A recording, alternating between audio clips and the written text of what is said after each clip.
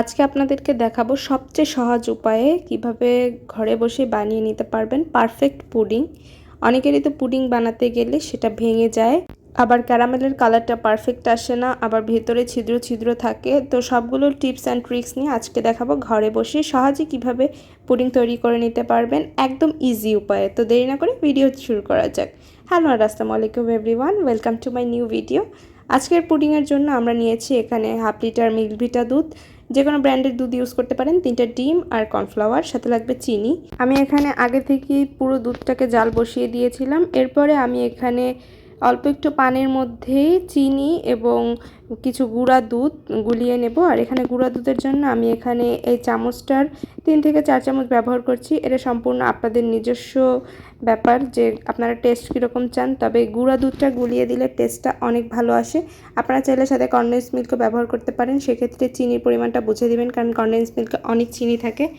আর আমি এখানে প্রায় 3 থেকে 4 চামচ গুঁড়া দুধ ব্যবহার করছি। আপনারা এখানে গুঁড়া দুধটা গোলানোর জন্য হালকা একটু গরম পানি অথবা যে চুলায় দুধটা জাল করে দিবেন ওই দুধটা থেকে অল্প একটু উঠিয়ে তার ভিতরে গলিয়ে নেবেন, তাহলে এরকম দলা দলা থাকবে না। আর আমি এখানে যেহেতু নর্মাল পানি ইউজ করেছিলাম, তাই আমার এখানে গোলাতে একটু প্রবলেম হচ্ছিল, পরবর্তীতে মানে গোলাতে একটু সময় লেগেছিল এই আর কি। তো আমি এখানে ভালো মতো দুধটাকে গুলিয়ে আগে থেকে যে জাল করার জন্য দুধটা বসিয়ে দিয়েছিলাম, এই দুধের ভিতর এই যে গুঁড়া দুধটা গুলিয়ে রেখেছিলাম সেটাকে দিয়ে দিব। মানে আমি আগে জাল বসিয়েছিলাম, মিল্কভিটা যে লিকুইড দুধটা এনেছিলাম হাফ লিটার, এখানে পুরোটাই ব্যবহার করেছি। আর এখানে চুলার আঁচটাকে একটু কমিয়ে সময় নিয়ে জাল করে নেবেন, দুধটা যাতে ঘন হয়ে আসে। আর এরপরে আমি এখানে গুঁড়া দুধটা পুরোটাই দিয়ে দিলাম, আর সাথে তো চিনি মিক্স করাই ছিল, তাই আর আমি দুধের মধ্যে এক্সট্রা করে চিনি দিলাম না। আর দুধটাকে আমি অনবরত নেড়ে চেড়ে জাল করে নেব, যেহেতু দুধটা ঘন হয়ে যাবে সো পাতিলের নিচে লেগে যাওয়ার চান্স থাকে, সেটা অ্যাভয়েড করার জন্যই আমরা এখানে অনবরত নেড়ে চেড়ে দেবো। আর দুধটা যেহেতু ঘন হয়ে যাবে সেখানেও কিন্তু আপনার মিষ্টির পরিমাণটা একটু বাড়বে, এটা বুঝে আপনারা চিনিটা অ্যাড করে দিবেন। এবার আমি তৈরি করে নেব পুডিংয়ের ক্যারামেলটা তৈরি করার জন্য আমি এখানে 3 থেকে 4 টেবিল চামচ চিনি দিয়ে নিচ্ছি। আর এখানে যতটুকু আপনারা চিনি দেবেন সেই অনুযায়ী পানি দিয়ে দিবেন ওই সম পরিমাণে। চাইলে আপনারা একটু বেশিও দিতে পারেন, তবে এখানে এই যে পাতিলটা আমি যেরকম নাড়িয়ে দিচ্ছি এভাবে করে মিক্স করে নেবে। এ পর্যায়ে কিন্তু আপনারা একদমই নাড়াচাড়া করবেন না, তাহলে কিন্তু ক্যারামেলটা হবে না আর কালারটাও আসবে না। আর এই ক্যারামেলটা বানানোর সময় আপনারা চুলার হিটটাকে মিডিয়াম লো হিটে রাখবেন, মানে মিডিয়াম হিটেই রাখলেই হবে আর কি। তো এভাবে কিছুক্ষণ জাল করার পরে এই তো আমার ক্যারামেলের কালার চলে এসেছে। এ পর্যায়ে আমি একটু নেড়ে চেড়ে দিচ্ছি 4 সাইড থেকে। আর ক্যারামেলটাকে একদম পুড়িয়ে ফেলবে না, তাহলে কিন্তু খেতে তিতা লাগবে। এরকম ব্রাউন কালার হয়ে গেলে আপনারা উঠিয়ে ফেলবেন। আমি এখানে যে ঢেলেছিলাম এটার ক্লিপ নেওয়ার সময় ক্যামেরা অন করতে ভুলে গিয়েছিলাম, তাই ঢালার পরে আমি আবার আপনাদেরকে দেখিয়ে দিচ্ছি। আমি এখানে এরকম ছোট একটা মোল্ড নিয়েছি আজকে পুডিংটা বানানোর জন্য। এই মোল্ডের মধ্যে আমি ডিরেক্ট ক্যারামেলটাকে ঢেলে দিয়েছি। আপনারা গরম অবস্থাতে সাথে সাথে ঢেলে দিবেন, নাহলে কিন্তু ক্যারামেলটা ঠান্ডা হয়ে গেলে শক্ত হয়ে যাবে। এবার আমি মোল্ডটাকে সাইডে রেখে দিব ঠান্ডা হওয়ার জন্য। অন্যদিকে দুধ জাল করাও হয়ে গেছে, দেখতে পাচ্ছেন দুধটা কিন্তু একদম ঘন হয়ে গেছে টেনে, আগের থেকে অনেকটা পরিমাণও কমে গিয়েছে। এবার আমি দুধটাকে উঠিয়ে এক সাইডে রেখে দিয়েছি ঠান্ডা হওয়ার জন্য। অন্যদিকে আমি 3টা ডিম নিয়ে নিয়েছি একটা বাটিতে। ডিম 3টাকে আমি ভালো মতো ফেটিয়ে নেব, তবে আপনারা এখানে কাঁটা চামচ ব্যবহার করবেন। হুইস্ক অথবা বিটার দিয়ে কিন্তু এক্ষেত্রে ডিম ফাটানো যাবে না, তাহলে কিন্তু ফোম হয়ে যাবে, সেক্ষেত্রে পুডিং হবে না। আর আপনারা চেষ্টা করবেন এটাকে হালকা হাতে বিট করার জন্য কাঁটা চামচ দিয়ে, তাহলে আপনার ডিমটায় ফোম হবে না। এবার আমি ডিমটাকে ভালো মতো ফেটিয়ে এক সাইডে রেখে দিচ্ছি। আর দুধটা ঠান্ডা হয়ে যাওয়ার পর ওই পাতিলেই আমি এখানে 3 চা চামচের মতো কর্নফ্লাওয়ার দিয়ে দিচ্ছি। আর কর্নফ্লাওয়ারটাকে দিয়ে ভালো মতো মিক্স করে নিতে হবে দুধের সাথে, যাতে করে লাম্পস না থাকে। তবে এখানে ভালো মতো মিক্স করে নিতে হবে, আপনারা সময় নিয়ে মিক্স করবেন। তবে আরও ভালো হয় যদি আপনারা অন্য একটা বাটিতে দুধ অল্প একটু উঠিয়ে সেটার ভিতরে কর্নফ্লাওয়ারটাকে গুলিয়ে এরপরে সেটা অ্যাড করেন। তো আমি এখানে যেহেতু একবারই অ্যাড করেছিলাম, তাই এখানে ভালো মতো আমি মিক্স করে নিচ্ছি। এটা মিক্স করা হয়ে গেলে আমি এখানে অ্যাড করে দিব সেই ডিমের যে মিশ্রণটা তৈরি করে রেখেছিলাম, মানে ডিমটাকে যে ফেটিয়ে রেখেছিলাম সেই ডিমটাকে ডিরেক্ট এর ভিতরে দিয়ে দেব। আমি এখানে ডিমটা কিন্তু একটা ছাঁকনির সাহায্যে ছেঁকে দিয়ে দিচ্ছি প্রথমবার। দেখুন ডিমের ভেতরে কিন্তু সাদা অংশটা সম্পূর্ণভাবে মিক্স হয়নি। এবার আমি দুধের মিক্সচারটার সাথে ডিমটাকে ভালো মতো নেড়েচেড়ে মিশিয়ে নিচ্ছি। পুডিংটা খেতে ততই ভালো হবে যত ভালো করে আপনি এই মিক্সচারটা তৈরি করতে পারবেন, মানে যতটা সফট হবে, একদম কোনো দানাদার অংশ থাকবে না, লাম্পস থাকবে না, তখন আপনার পুডিংটা একদমই সুন্দর হবে। তো এরপরে আমার মিক্স করা হয়ে গেলে আমি আরও একবার এটাকে ছেঁকে নেব। মানে ওই যে দুধ আর ডিমের মিশ্রণটাকে আমি আরও একবার ছেঁকে নেব অন্য একটা পাত্রে। এটাকে আমি মোট 3বার ছেঁকে নিয়েছিলাম যাতে করে কোনো দানাদার অংশ না থাকে। আর এখানে যে সাদা সাদা দানাদার অংশগুলো দেখতে পাচ্ছেন এটা হচ্ছে কর্নফ্লাওয়ারটা ভালো মতো সম্পূর্ণটা মিক্স হয়নি, তো এটাকে আমি ভালো মতো ছেঁকে নিচ্ছি। এবার আমি যে মোল্ডটার ভিতরে পুডিংটা তৈরি করব সেই মোল্ডের ভিতরে পুডিংয়ের মিক্সচারটা দিয়ে দিব। আর সেটা দেওয়ার আগেও আমি কয়েকবার ভালো মতো নাড়িয়ে চাড়িয়ে এরপরে আমি ওই ছাঁকনিটার সাহায্যে আবারও ছেঁকে নিচ্ছি।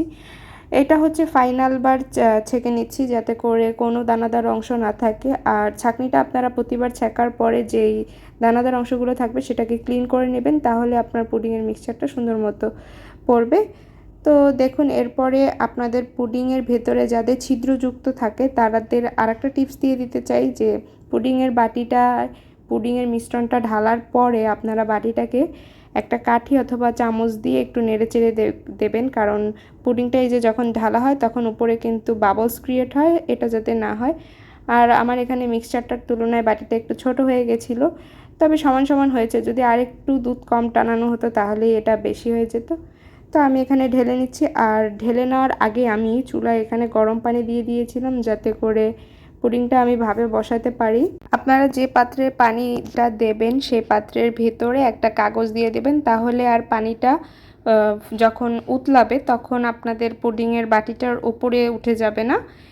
আর এখানে কাগজটার উপরে আমি আবার একটা স্ট্যান্ড বসিয়ে দিয়েছিলাম যাতে করে সেই স্ট্যান্ডের উপরে বাটিটা বসানো যায়। এখানে আমাদের কাছে ফয়েল পেপার অথবা এটার কোনো ঢাকনা ছিল না, তাই মিষ্টি আনলে প্যাকেটের ভেতরে যে একটা সিলভার কালার পেপার দেওয়া থাকে, কাগজ দেওয়া থাকে আর কি, ওটাকে আমরা বসিয়ে দিচ্ছিলাম উপরে টান টান করে টাইট করে। আর চারদিকে আমরা রাবার দিয়ে পেঁচিয়ে দিচ্ছিলাম যাতে করে এটা উপর দিয়ে একদম টাইট থাকে আর কোনো বাষ্প যাতে এর ভিতরে না যেতে পারে। সাইড দিয়ে কাগজ বাড়তি ছিল, আপনারা চাইলে কেটে দিতে পারেন, তবে আমরা কেটে দেইনি, এটাকে ডিরেক্ট এখন আমরা চুলায় বসিয়ে দিয়েছিলাম ওই স্ট্যান্ডের উপরে। আর পানিটা গরম হয়ে গেছিলো। এবার আমরা এটাকে ঢেকে দেব যাতে করে ভাপটা বাহিরে না আসতে পারে। আপনাদের ঢাকনায় কোনো ছিদ্র থাকলে সেটাকে বন্ধ করে দেবেন। 1 ঘন্টা এটাকে ভালো মতো জাল করার পরে, ও আচ্ছা বলে রাখি, এখানে কিন্তু জালটা আমরা প্রথমে 10 মিনিট একদম হাই হিটে দিয়ে এরপরে একদম লো হিটে 1 ঘন্টা এটাকে ভাপে রেখেছিলাম। তো এরপরে এই খোলার পরে অবস্থা ছিল, এটা আপনারা হয়েছে কিনা চেক করার জন্য একটা কাঠি নিয়ে নিতে পারেন অথবা টুথপিক, এটাকে মাঝখান বরাবর কাঠিটাকে দিয়ে দিবেন। যদি দেখেন কাঠিটা ক্লিয়ার এসেছে তাহলে মনে করবেন পুডিংটা হয়ে গেছে। এখানে কাঠিটা যেহেতু ক্লিয়ার ছিল তো পুডিংটা হয়ে গেছে। আর আপনারা উপরে যে একটু পানি দেখতে পাচ্ছেন এটা কিন্তু ঠান্ডা হলে ঠিক হয়ে যাবে। তো এরপরে আমরা এটাকে নর্মাল টেম্পারেচারে এনে মানে ফ্যানের বাতাসে ঠান্ডা করে এরপরে ফ্রিজে রেখেছিলাম। রাতে বানিয়েছিলাম, সকালবেলা পর্যন্ত ফ্রিজে ছিল। এরপরে আমরা সকালবেলা এটাকে মোল্ড আউট করেছিলাম। তো মোল্ড আউট করার আগে আপনারা পুডিংয়ের বাটি থেকে 4-5টা পুডিংয়ের ছাড়িয়ে নেবেন যাতে করে আবার ভেঙে না যায়। এরপরে একটা প্লেট নিয়ে সেটাকে একদম বাটিটা সহ উল্টে দেবেন, তাহলেই হয়ে যাবে। আমি আপনাদেরকে উল্টানোর প্রসেসটা দেখিয়ে দিচ্ছি, এটা অনেকেই হয়তো জানেন। আর উল্টানোর পরে বাটিটা এরকম একটু ট্যাপ করে দেবেন, তাহলে পুডিংটা কখনোই ভাঙবে না। আপনারা ক্যারামেলের কালারটা দেখে নিশ্চয়ই বুঝতে পারছেন যে পুডিংটা কত সুন্দর হয়েছে আর কতটা পারফেক্ট হয়েছে। তো এখানে আমি আপনাদেরকে আরও কাছ থেকে একটু দেখিয়ে দিচ্ছি যে এটা কেমন হয়েছে। এরপরে আমি আপনাদেরকে এটা কেটেও দেখিয়ে দেব। আর কাটার পরে আপনারা দেখতে পারবেন ভেতরের দিকটা কতটা সুন্দর হয়েছে। তো এই তো ছিল একটা পারফেক্ট এগ পুডিং রেসিপি। আপনাদের রেসিপিটা কেমন লাগলো? আর আমি কিন্তু সাথে অনেকগুলো টিপস অ্যান্ড ট্রিক্স বলে দিয়েছি। কে কে পুডিং পছন্দ করেন আর ভিডিওটা কেমন লাগলো সেটা কমেন্ট করে জানাবেন।